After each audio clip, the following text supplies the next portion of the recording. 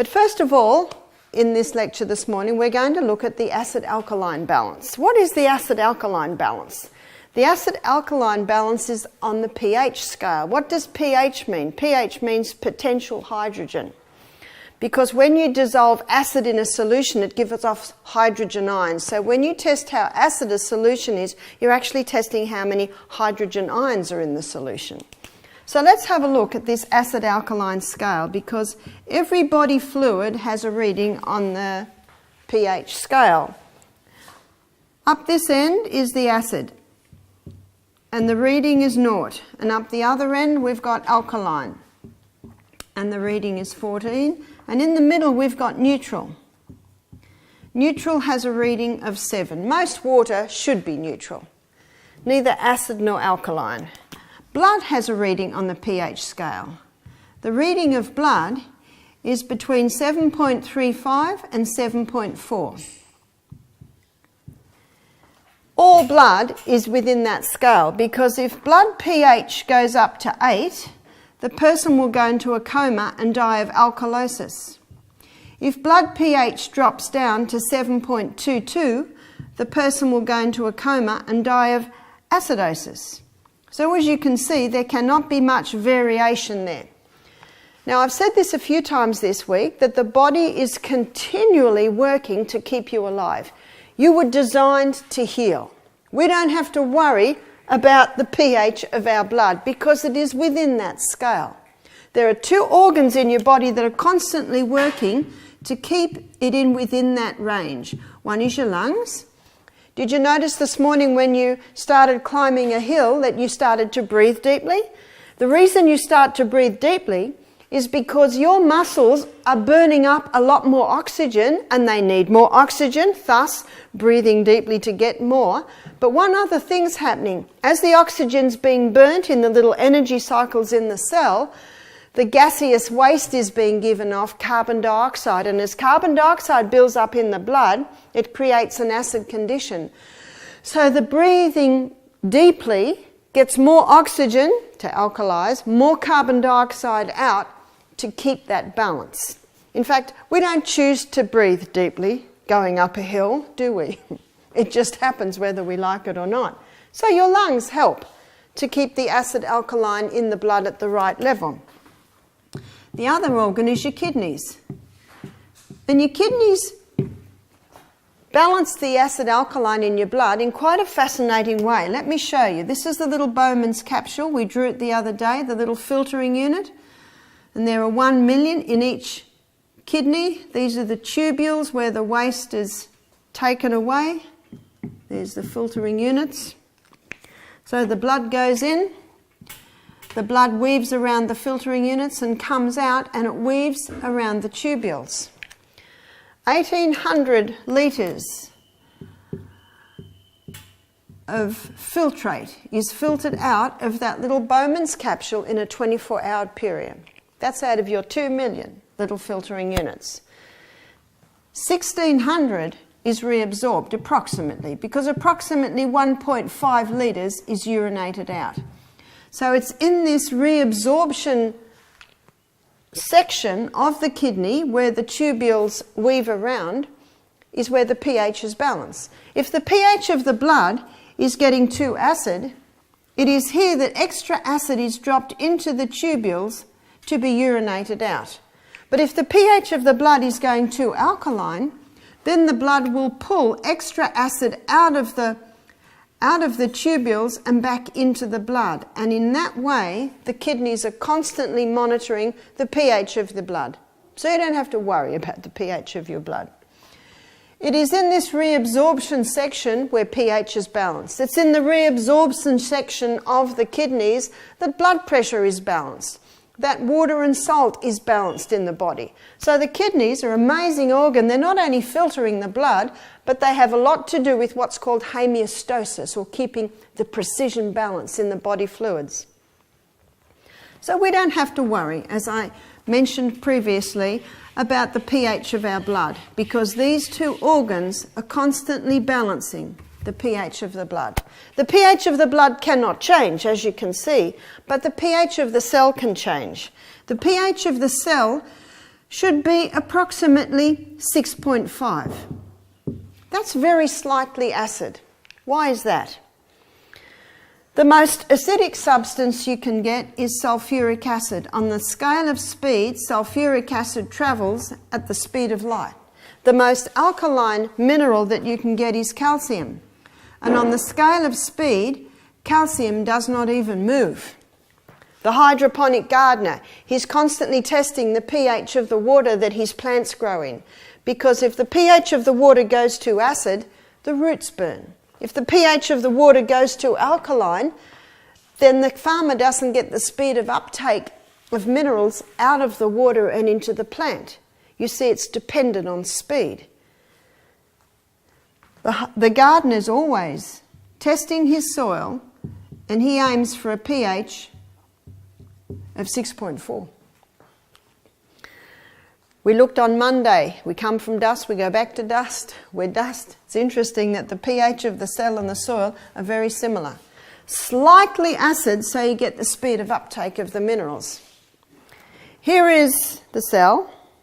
Sorry, here's the cell. And this is the little energy cycle in the cell.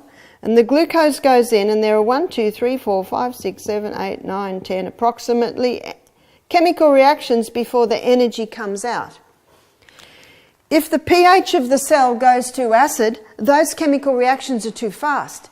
If the pH of the cell goes too alkaline, the little chemical reactions are too slow. So you see the precision balance of the pH is very important, because those chemical reactions are happening by the millions as we sit and stand here. Coca-Cola, where does it stand? 2.6, way down here. It's a killer. Now let me give you an illustration here of how this can affect the body. I don't know about you, but some of my family, some of my friends are breaking every law every day. They're not breathing fresh air. Maybe they've got some old pillows. Maybe one guy, I said, I'm trying to find out why I see this fungus in your blood, this big yeast presence. And I was going through everything and I couldn't. He'd not had antibiotics recently. I couldn't find out where. And I said, what about your bedroom? He said, oh, my bedroom. He said, often there's black mould on the ceiling. What's this man breathing in all night? He's not getting any pure air in that bedroom. Be very careful you don't have a lot of mulch breaking down outside your bedroom window, because that breakdown can cause it to come in the window where you're breathing all night. So pure air. If someone's not getting pure air, it can create an acid condition. Sunshine. A lot of people aren't getting enough sunshine. Not many people today are getting too much. Temperance, all the no list bring about an acid condition, as we'll see in a minute. Too much sleep, not enough sleep, create an acid condition. Aerobic exercise 4 hours a day, that would create a lot of lactic acid, creating an acid condition. But most people don't exercise enough. And so lactic acid's building up, creating an acid condition. This is a lovely illustration. I had a guest here. She was 14, beautiful artist, and she drew my pictures. She drew a nice illustration of your very alkaline forming foods, and we're going to have a look at that in a minute. Acid forming foods create an acid condition. Water alkalizes. I haven't met anyone that drinks too much water. Yet to meet that person. Dr. Christopher in America, he said, here's a sign to see if you're drinking too much water. You put your head on the side, and if the water comes out your ears, in other words, it's virtually impossible to drink too much water. There is a story of a girl who was in the newspaper that died from drinking too much water. She was actually doing an experiment with some others. They were going to see how much they could drink without urinating. She got up to 35 litres. So don't drink 35 litres of water without urinating, okay? In other words, it has to be extreme. Water alkalizes. Stress, worry, anxiety, tension, distress. Patrick mentioned the other day, difference between stress and distress. Absolutely. I said to a guy one day, do you have much stress in your life? He said, yeah, and I love it. Work really well with it. And I thought, I must define this a little bit better. He got to the point where he got all his staff. He said, if you guys can finish this by lunch, you're home. And he said half a day his staff are doing more than they used to do in a full day. A little bit of stress on them to get it done. There's nothing wrong with stress. It's right. It is distress. Creates an acid condition.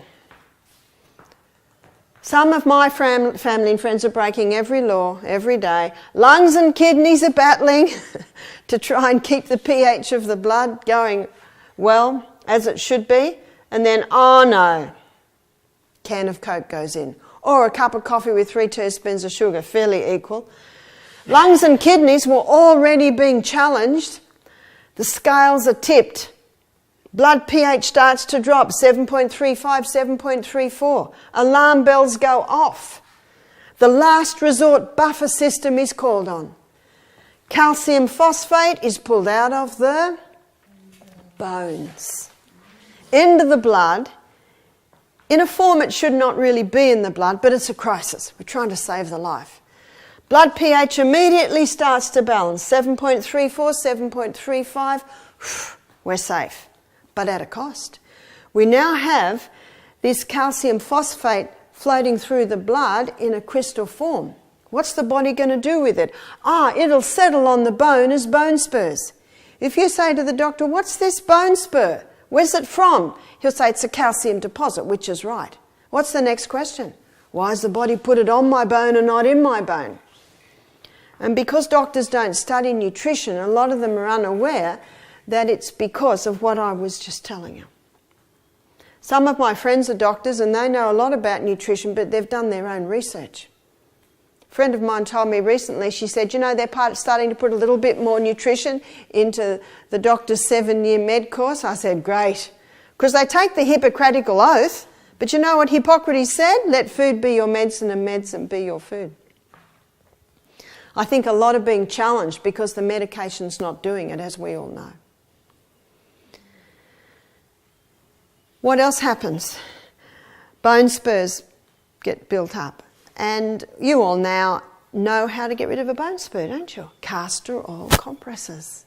Little by little, it'll break it down. I've got some good news. It'll never break your bone down. You see, herbs are synergistic. They work with the needs of the human body. And a bone spur is an unnatural formation. It can settle in the joints as gout, as arthritis. It can settle in the kidneys, contributing to kidney stones, gallbladder, contributing to gallstones. It can contribute to build up on the arterial walls. It can contribute to glaucomas, cataracts. Now, if glaucomas, cataracts aren't too advanced, and even if they're advanced, this is worth a try, 1 drop of castor oil in each eye before the person goes to bed can actually break down those deposits. Worth a go, isn't it? Got nothing to lose. Will not hurt your eyes. Remember, castor oil penetrates very deep and it cleanses and breaks up those unnatural formations. Won't happen overnight, but little by little they certainly can.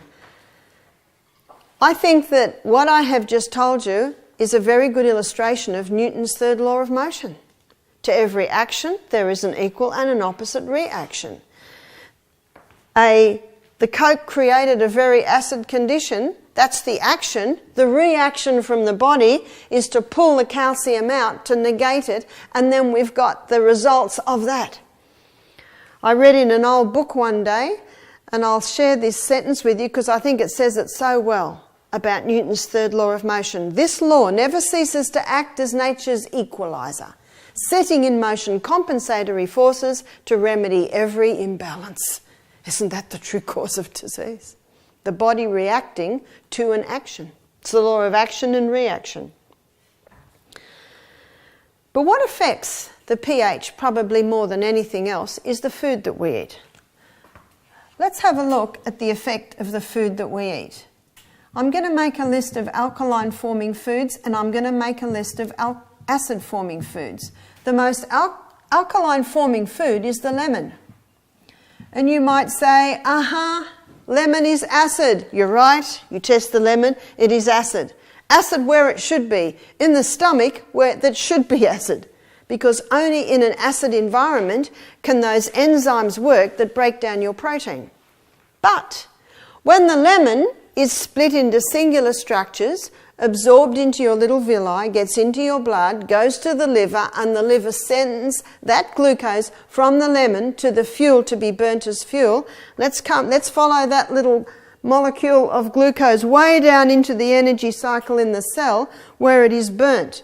All matter, when it is burnt, leaves an ash.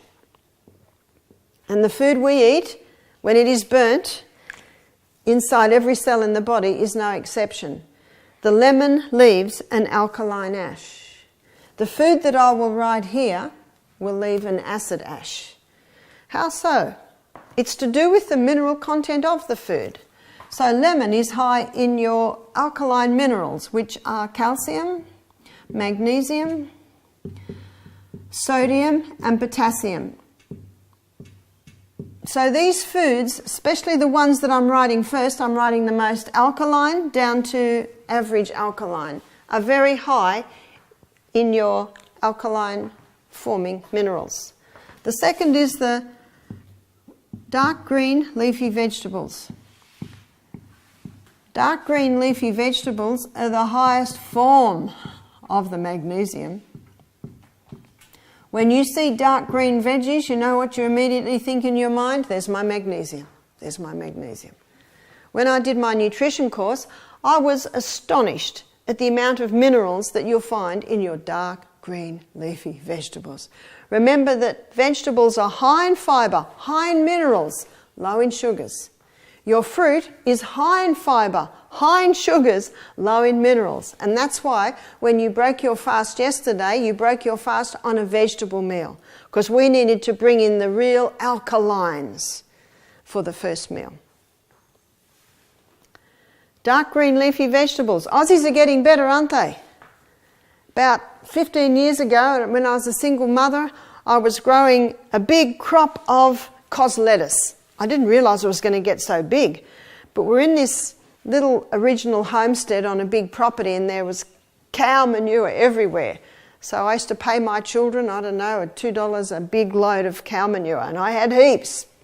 So I'd dig a hole in the garden, put the cow manure in, dig the next hole and put it on top of that, and then I'd put a little cos lettuce seedling in. Well, the cos lettuce got very big, they were about this round, and when I pulled them out of the ground, their root system had totally encased this lump of cow manure.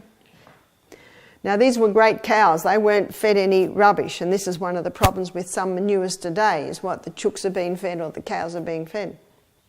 So I went to the local fruit and veggie shop, I knew him, and I said, Andrew, I've got all these cos lettuce, I'll just give them to you, I just don't want to see them wasted. He said, thanks a lot, I'll try, but he said, I don't think anyone will buy them. He put them out the front of the shop at something like 80 cents a lettuce. People would walk past them, buy their cos lettuce, where the lettuce leaves were looking a little sad and they just wanted their white little centres. Jamie Oliver's done a lot for Australian cooking, hasn't he? Because Aussies will buy cos lettuces today. And I love the cos because nearly every leaf has that dark green. And that's what you're looking for. How many Aussies throw away the good bits and eat that white heart? I don't think so much now. At least Aussies are eating cos lettuce and even salad mix. But buy your organic salad mix, because the salad mix that's not organic, they do soak it in some chemicals. It's a bit scary, isn't it? So your dark green leafy vegetables. Every day we should eat some form of dark green leafy vegetable. If you don't, you'll have to take a couple of doses of green barley. One man came here and he was about 65 and he would not eat lettuce. And he heard this lecture, and on Thursday lunch he started with lettuce. Because I think you'll agree with me, we serve beautiful dressings. Yeah? And if someone thinks the salad is too bland, put the dressing on. You can get beautiful dressings. My daughter works in an Italian restaurant, and when she was working in the little cafe part a few years ago, she said her boss's mother-in-law would bring in buckets of green leafy every morning. Wonderful way to increase your green leafy: Italian parsley, curly leaf parsley, oregano, basil. It's autumn now, and it felt like autumn this morning, didn't it? We're early March now. This is the time to put your rocket and your coriander seedlings in. They're your winter greens.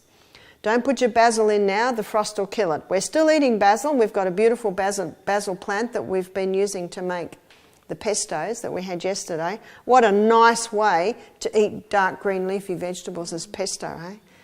And one day we didn't have any of the herbs, and I was in the shop and I bought what I thought was coriander, and it was Italian parsley.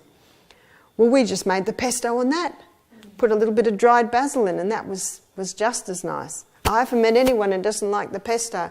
And you see, yesterday we served pesto with the cannellini beans. That makes a yummy packed lunch. And there's boosting your protein levels by putting it with the beans. All vegetables have an alkaline effect. For some people, though, there is an exception. And this is the nightshade group of vegetables. So we'll put them under the question mark. For some people, the nightshade group of vegetables have an acid effect. So that's your tomatoes, that's your capsicum, eggplant, and the fourth vegetable in this family is potato. And I'm not referring to the sweet potato, which actually is not a potato, it's a yam. I'm referring to what the Fijians call the white man's potato or the Irish potato.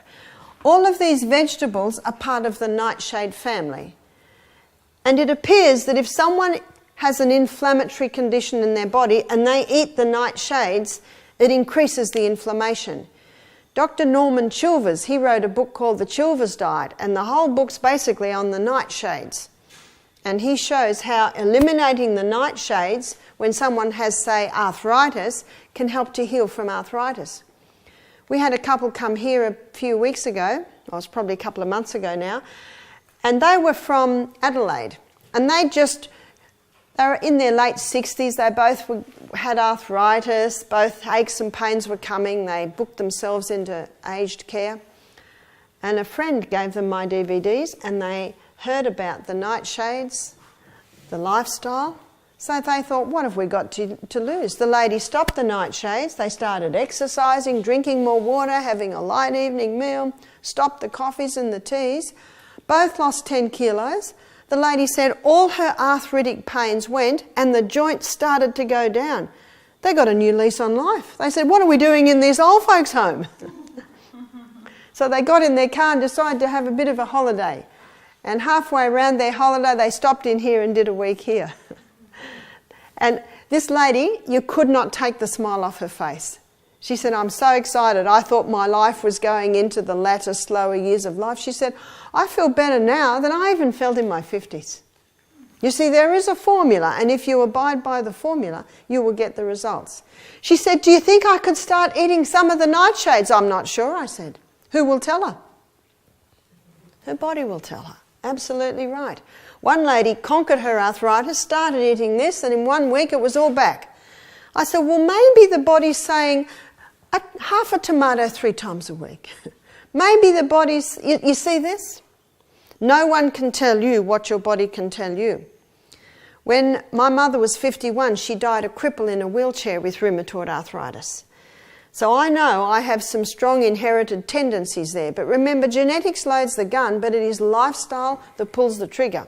My body says to me, I can have a little organic tomato. I've never been able to eat it. In the last 6 months, I can. Have you ever heard of someone getting healthier as they get older? It's possible. Capsicum, my body says, don't even think about it. How does my body tell me that? It repeats on me all afternoon, and I actually feel a little ill. One lady said, I can eat red capsicum, but not green. I love to hear stories about what people's bodies are telling them. How many people eat it and then throw down the Mylanta, the antacids? Doesn't make any sense, does it? But I'm not criticising. Many people do that through ignorance. They know no better. Eggplant. Myself, I might eat a little eggplant once a week. Potato, I have a little potato most days. My husband has about 5 times the potatoes that I have. He's obviously not got a problem with the nightshade. So can you see, this is for you to play with. This is something you play with. The fine tuning is yours. One lady said, but I love that food. I said, how much do you love your arthritis? That's not forever, as this lady discovered. Something happens when you cook tomatoes. When you cook tomatoes with olive oil, and I think you'll agree with me, it's the nicest oil to go with a tomato. When you cook tomato with olive oil, something's released that is not available in the raw tomato. It is a potent antioxidant called lycopene. Raw tomato will deliver what cooked tomato won't, and cooked tomato will deliver what raw tomato won't. I don't believe in an all raw diet, and I don't believe in an all cooked diet. I think we should be having half-half. A lady rang me recently and she said, Barbara, I've got terrible irritable bowel. I had it 10 years ago, but I have been managing it. She's about mid-40s. I said, tell me what you're eating. She said, I'm having a big fruit salad for breakfast and the seeds. I said, I think you should stop the raw. She said, stop the raw? I said, just think of this. You just think of the lining of your gastrointestinal tract. What is raw carrot like when it hits it compared to soft carrot hitting it? She said, I never thought of that. I said, what are you having for lunch? I'm having a huge salad. I said, stop the salad. Just have cooked vegetables for lunch. Anyway, she was a bit hesitant because she had it in her mind she must have raw. I said, raw's very important, but you're in a crisis, and it's just for a period of time to settle down that stomach. I said, have slippery on before every meal and just have some gentle cooked food. She emailed me a week later. Wow! She said, I'm totally over it. She said, I never ever connected the raw food with the irritation. Now, I believe most people eat too much cooked food and not enough raw. All raw is extreme, all cooked extreme. On an all raw diet, it's very difficult to get the protein that you need. So it should be a little bit of both. 1 cup of cooked legumes, say lentils, will deliver 15 grams of protein. 1 cup of lentil sprouts will deliver 6.9 grams of protein. Can you see sprouting it? Even though, it's certainly very digestible, you actually bring it back to a plant. And you have to be very cautious with sprouts, especially in hot weather. They mould very easily. So if you do the sprouts, they really should be kept in the fridge. So a little bit of cooked and a little bit of raw is very, very important. I myself aim for about 50-50. And I had a lady come here who was absolutely huge. She went on a raw diet for a week. It was very good for her. But some people can't handle that much raw diet for a week. For someone who is a little underweight, they have to be very cautious of the all raw.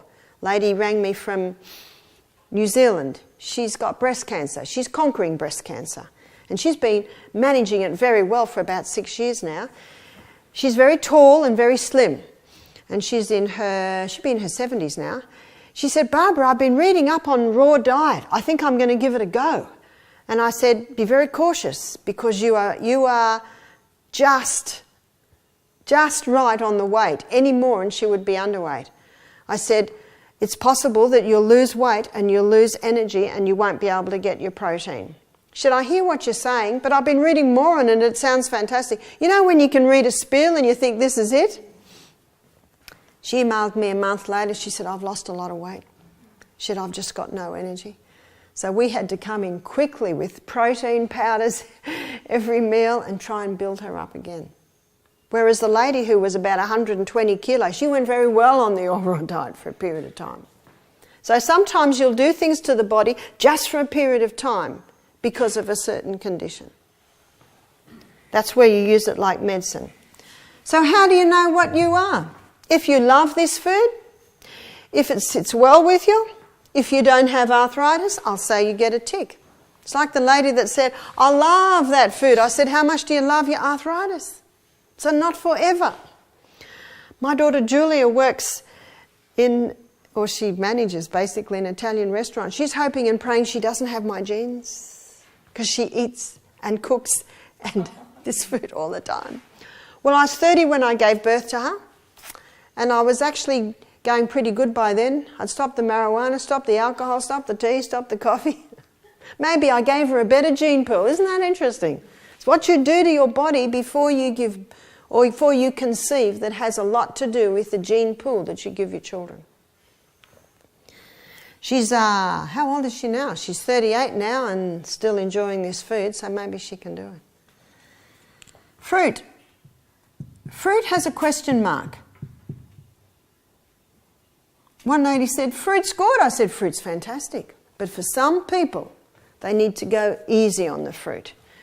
Let's say someone has a yeast presence in their body and they eat a lot of fruit. The sugar in the fruit will feed the yeast.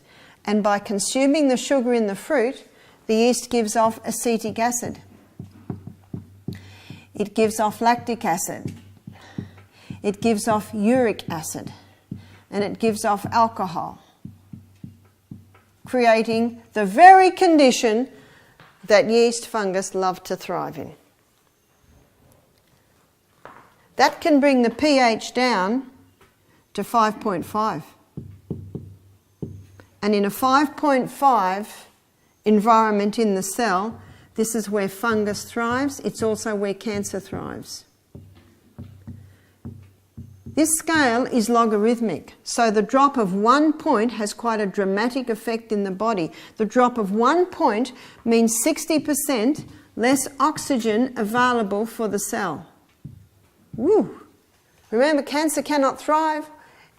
Cancer cannot live in the presence of oxygen. Can you see the ramifications of the cell pH? How important it is.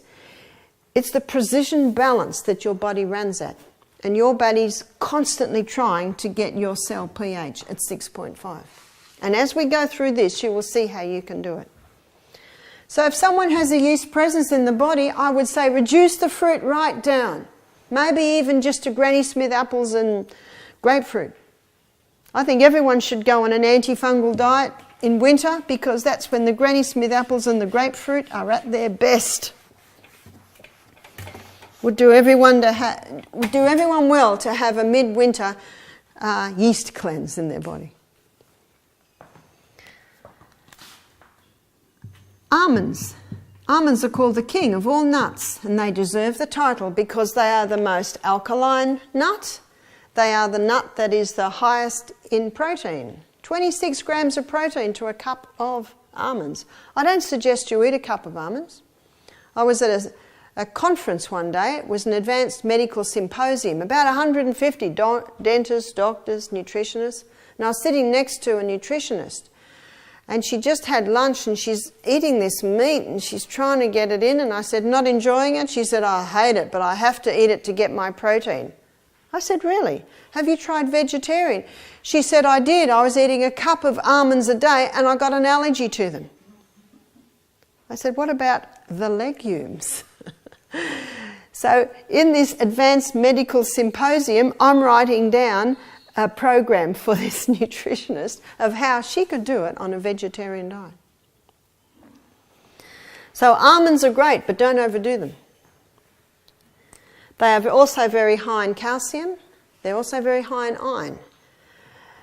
On my website, barbhealth.com.au, you can download an article called What Shall I Feed My Baby? And in that article, it talks about 4 different milks you can give the baby if the baby can't take the breast milk. And one of them is almond milk. And I met a lady one day who gave her baby almond milk. The other nut is Brazil. Brazil nuts are grown in Brazil, and they're not sprayed in Brazil. When they come into Australia, they are sprayed, but I was reading an article by a man who loved his Brazils. He said the good news is it's just a surface spray to kill off any bug that's on the nut, and it dissipates. So Brazil nuts are fairly safe. How important are Brazil nuts? Brazil nuts are very high, in fact about 10 times higher than any other food, in selenium. Selenium is a very important mineral in the body, and mercury has an affinity for selenium. So when people have mercury fillings in their mouth, they're usually low in selenium. Selenium is used by the thyroid gland to convert iodine into thyroxine. So very important to have Brazil nuts every day. Only 5 Brazil nuts a day will give you all the selenium that you need for that day. So you can have someone who's suffering from thyroid problems because they're low in selenium because of the mercury fillings in their mouth, or because they're eating tuna and salad every day because they've been told that that's a very healthy lunch. These are two nuts that I eat every single day. They're the two Brazil nuts. Sorry, they're the two alkaline nuts. Soy. Soy is an alkaline legume. Lentils. Did you enjoy the red lentils this morning? They're delicious, aren't they? I could give them to my husband every morning. He loves red lentils and avocado on sourdough toast. His favourite breakfast. I myself like a little variety, so maybe I cook them for him 3 mornings a week. And they're very quick. They cook in about 10 minutes. So lentils and lima beans. Lima beans are a big white legume. Very delicious legume is the lima bean. They cook up really nice and soft. What about grains? Millet. You tasted millet for breakfast. It's a delicious grain, isn't it? I think it's one of my favourites. It's a light, sweet grain. Millet is a little different to other grains. Instead of 2 cups of water to 1 cup of grain, you've got to do 3 cups of water to 1 cup of grain when you cook the millet. And always buy hulled millet. If you buy millet with its hull on, you can cook it for 2 weeks and it'll still be crunchy. Some people don't mind it, but if someone's got some colon problems, it might irritate a little. Quinoa. This is a grain Aussies are just beginning to become familiar with. It's spelt quinoa, but it's pronounced quinoa. The Aztecs love their quinoa.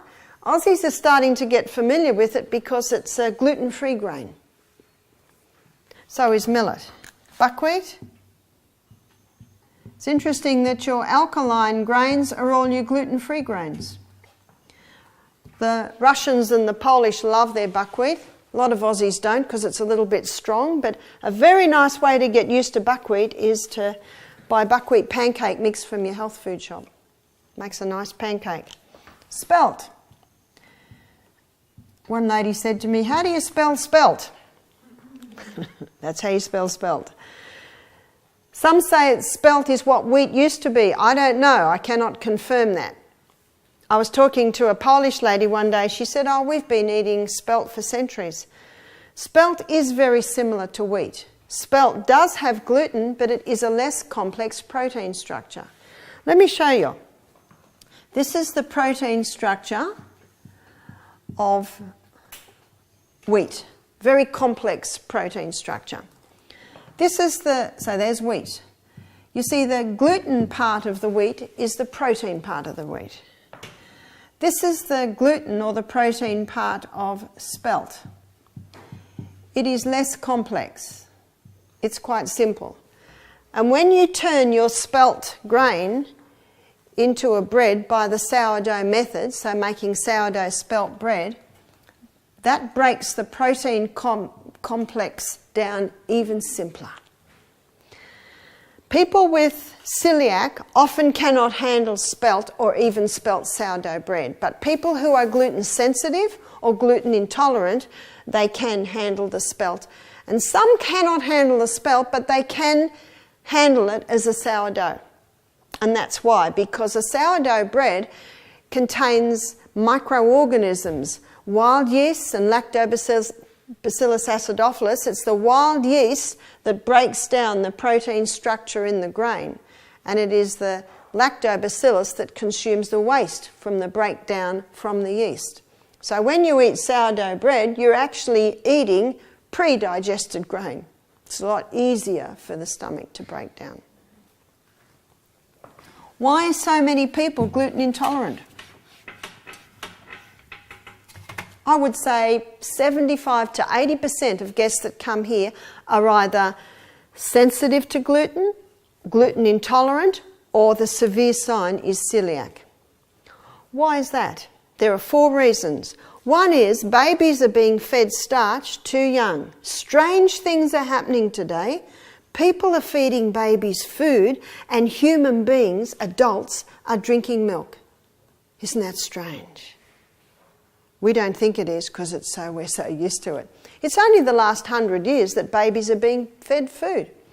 Now, when I was a young mother, I didn't like the way mothering happened. I didn't like that you had to buy all these contraptions and all these special foods and formulas. So I decided that I would make island women and African women in villages my mentors. And I was going to mother like they did.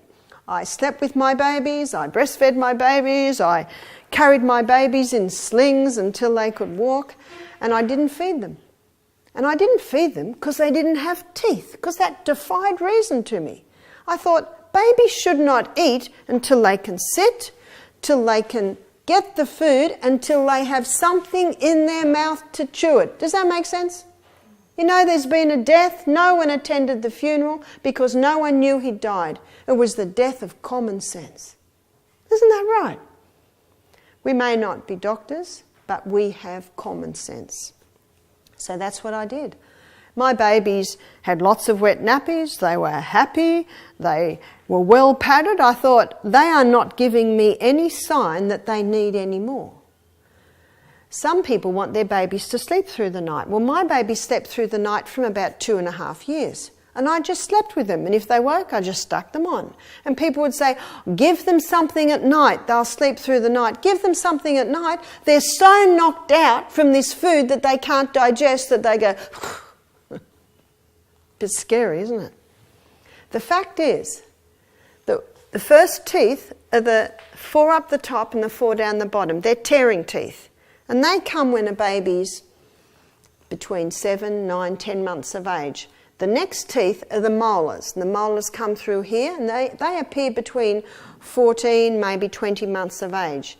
Now those molars are grinders. And what do you grind? You grind the grain. So babies should not be having any grain till those molars are there. And science shows us that when those molars appear, something is started to be released in the mouth called Alkaline. Alkaline is not released in the mouth until the molars are fully through. And it is Alkaline that breaks down starch. So when babies are given starch before their molars are there, they cannot break the starch down.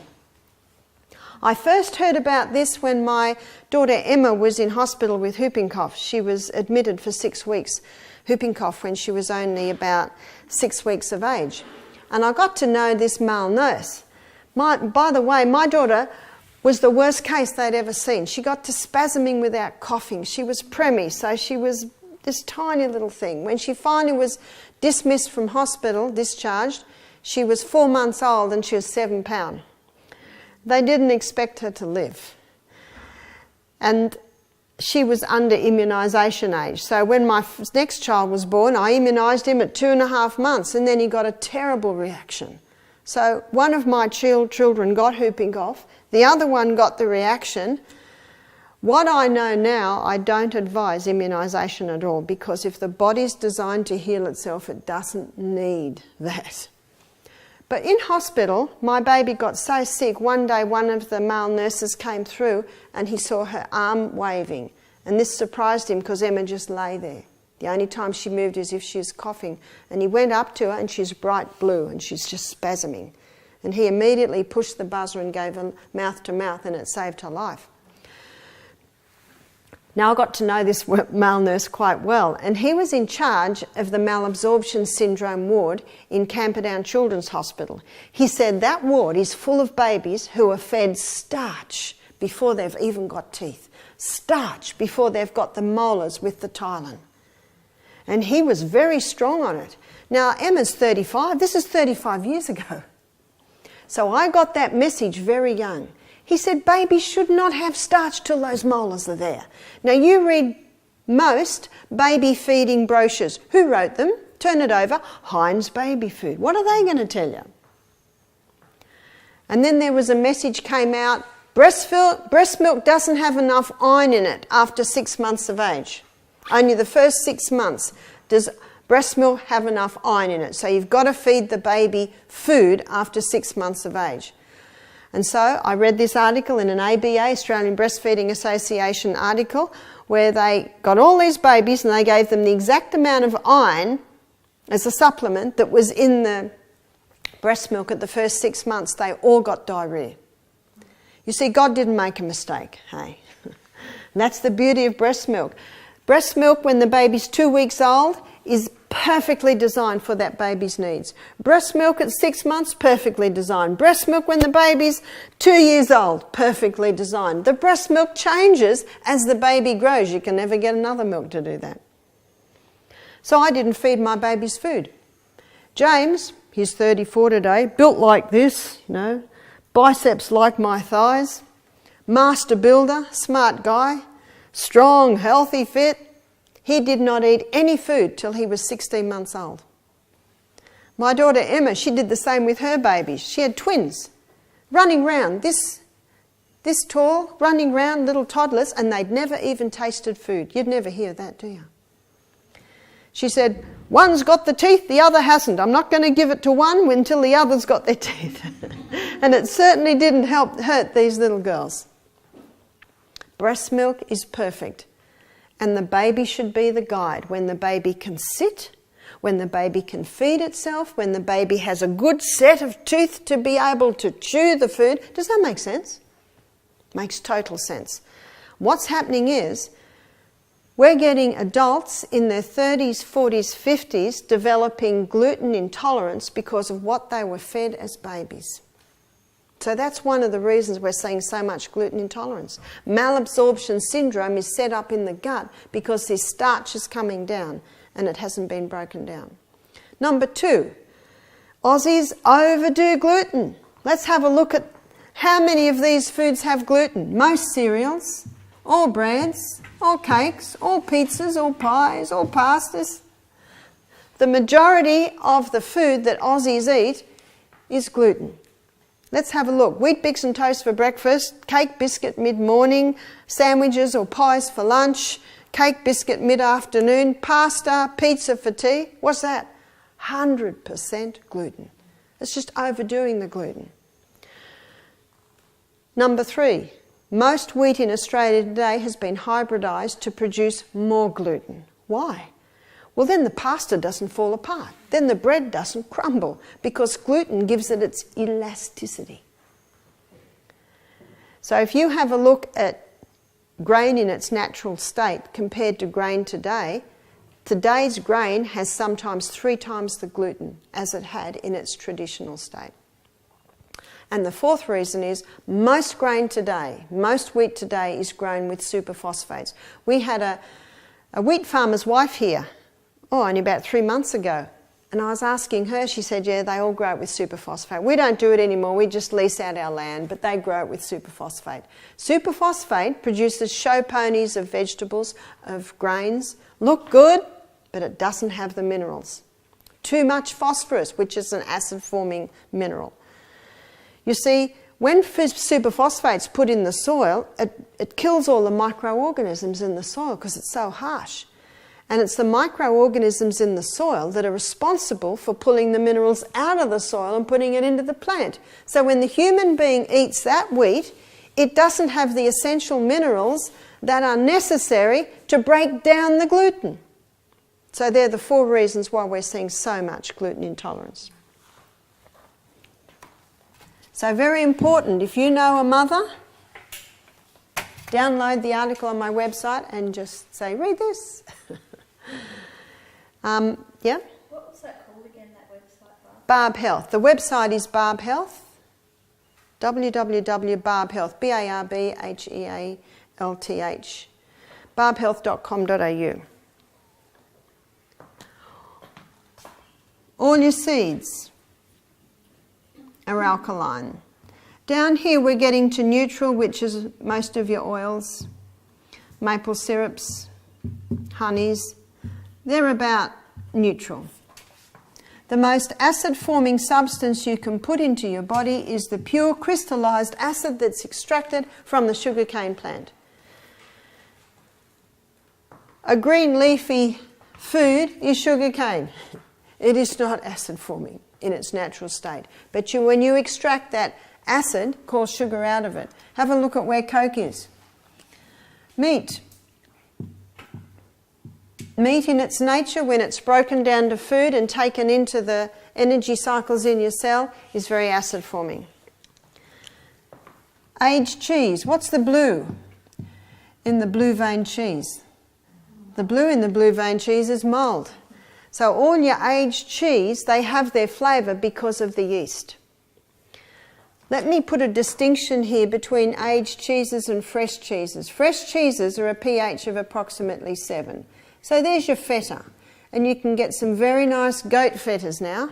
When I went down to Tassie to visit my daughter, she gets this goat feta in a little glass jar with oil and herbs, and it's very nice. I was at my daughter Julia's in Mildura at the restaurant there. She said, "Mum, let me make you a goat cheese and tomato on crusty sourdough bread." I said, "Goat's cheese." She said, "This one's nice." She said, "The goat farmers have discovered that Aussies don't like cheese that tastes like old billy goats." So you can get some nice mild ones now. And I think you were telling me, Belinda, about a sheep's cheese.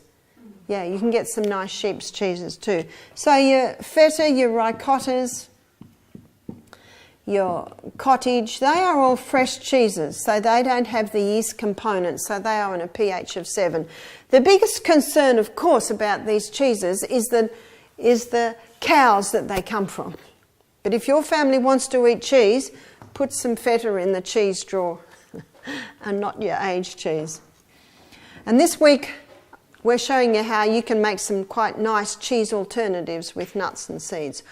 On Saturday we have lasagna for lunch, and there's a beautiful cheese type topping, but it's actually made out of nuts and seeds and garlic and different things, and when it cooks it sets. And caffeine. Oh, by the way, before we move on from cheese, my daughter was in Italy, travelling in Italy, and she said, "Mum, they don't put cheese on pizza in Italy. Most pizzas are really thin and crusty with lots of onion, fresh tomato, fresh herbs, olives. There are some types of pizza that they put a mozzarella on, but it's like a fresh, light one, very much different to one we have in Australia. It's actually an American thing, putting all this cheese on top of pizza." Caffeine. All your caffeine foods and drinks have an acid effect in the body, as can be seen by where Coke sits. One of the dangers too with caffeine is that it not only has this acid effect, but it leaches calcium and magnesium out of the body. So it can be responsible for magnesium and calcium depletion in the body. Alcohol is not a food, but it creates an acid condition. Tobacco is not a food, but it also creates an acid condition in the body. All other grains, all other legumes, and all other nuts create an acid condition. To maintain the cellular pH of 6.5, we need to be having 20 to 30% acid-forming foods and 70 to 80% alkaline-forming foods. That ratio will maintain the 6.5. And I'm sure you're not surprised to hear me say that 20 to 30% should come from this little section here. But sadly, the sick vegetarians that I meet, have you met some sick vegetarians? I've met some very sick vegetarians, and I find that they're eating here. And that is creating this high carbohydrate diet that has all the corresponding problems we've been talking about. The diabetes, the weight gain, high carbohydrate, high sugar, feeding the cancer. Overworking the pancreas, more cholesterol's made. What would most Aussies' ratio be? 90%, 10%? One of the easiest ways to shift the ratio is to increase the vegetables. Increase the dark, green, leafy vegetables. That's an easy way to do it. You see, it's not that this section is bad. This section is very important to keep the balance, because you don't want to go too alkaline either. It's all a matter of balance.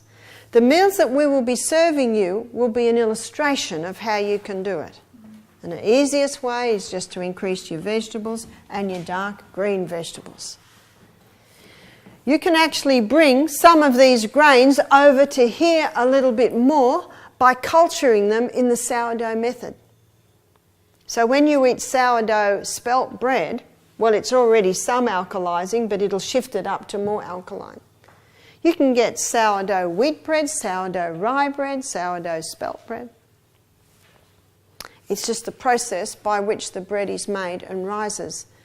And traditionally, in Europe, that's the only way bread was ever made. The yeast bread that we get in Australia today, they've hybridised the yeast. They've extracted that yeast strain because they want it to rise in half an hour. It actually causes the grain to explode, whereas the sourdough process, it actually causes the grain to blossom like a flower. And it's much easier to digest.